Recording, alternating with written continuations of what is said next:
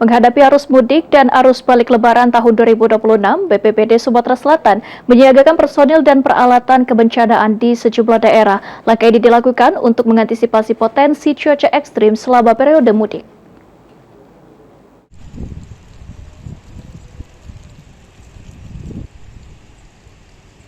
Menjelang arus mudik Lebaran, BPBD Provinsi Sumatera Selatan meningkatkan kesiapsiagaan bencana. Personel disiagakan di wilayah Sumatera Selatan di 13 kabupaten kota untuk mempercepat penanganan jika terjadi bencana seperti banjir maupun longsor.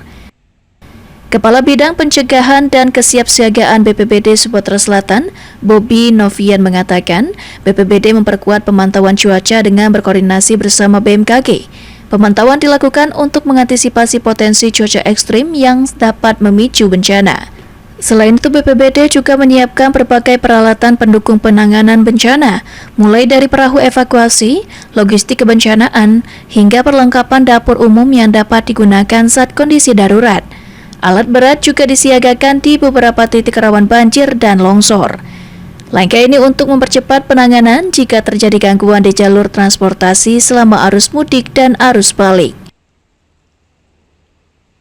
Kita sosialisasi kepada masyarakat tentang tanggap bencana berkaitan dengan persiapan mudik.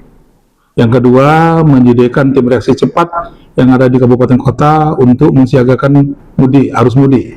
Yang ketiga, kita menyiapkan alat-alat bencana yang diperlukan berkaitan permasalahan mudik, misalnya ada longsor, banjir. Nah, kita juga bekerja sama dengan BMKG, kita bekerja sama dengan BPBD Kabupaten Kota.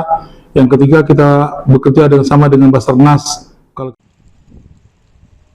BPBD Sumatera Selatan menghimbau masyarakat yang akan mudik untuk tetap waspada dan memantau kondisi cuaca sebelum bepergian. Dengan kesiapsiagaan ini, diharapkan perjalanan mudik Lebaran dapat berlangsung aman dan lancar. Muhammad Aidil, PAL TV.